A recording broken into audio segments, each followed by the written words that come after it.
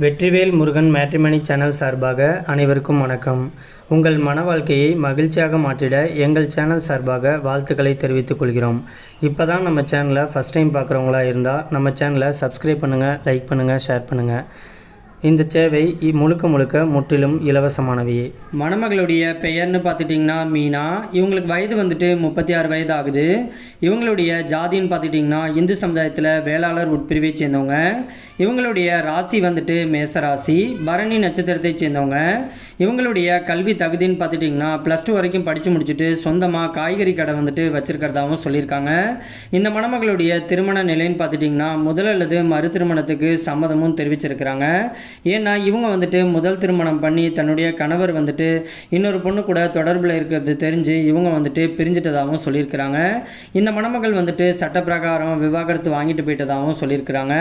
இந்த மணமகள் வந்துட்டு இன்னைக்கு தன்னுடைய குழந்தைய வந்துட்டு சிங்கிள் பேரண்டாக இருந்து தான் குழந்தைய வளர்த்துக்கிட்டு இருக்கிறதுனால இந்த மணமகள் வந்துட்டு தனக்கு மறுவாழ்வு கொடுக்க போகிற கணவர்னாச்சும் தன்னை புரிஞ்சுக்கிட்டு தன்னை சந்தோஷமாக வச்சு வழி நடத்தக்கூடிய ஒரு நல்ல துணை தேவைன்னு கேட்டிருக்கிறாங்க.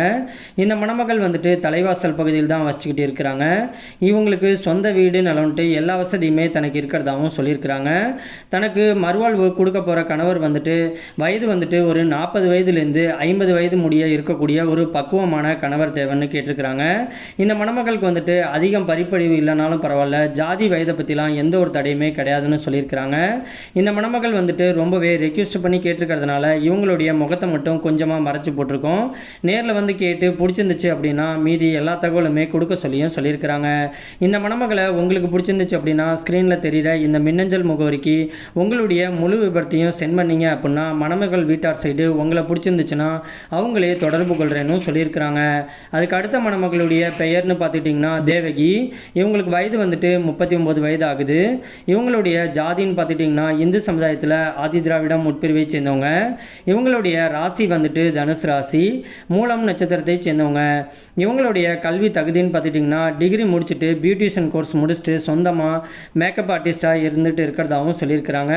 இவங்களுக்கு தனியாக ஒரு கடை வந்துட்டு பஸ் ஸ்டாண்டில் வந்துட்டு எடுத்து நடத்திட்டு இருக்கிறதாகவும் சொல்லியிருக்கிறாங்க.